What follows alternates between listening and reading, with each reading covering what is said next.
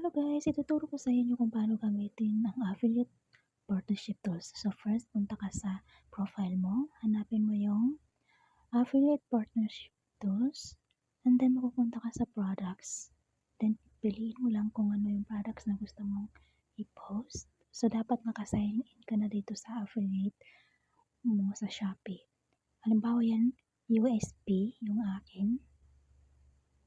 So, i-click mo lang yan and then create post and then add to new reel. So, ako kasi meron na akong ginawang video na ready to post na siya.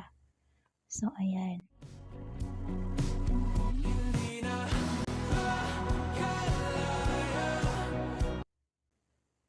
And then, punta ka sa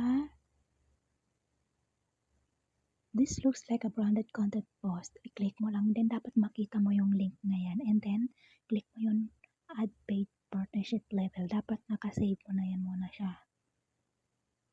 Then, add caption kung ano yung product na ipopost mo. And then, share. And then, pag pumunta ka sa post mo, pag kinlik nila yung comment, makikita yung link ng product na in-add mo. Ayan siya. So, ganun lang po kadali guys.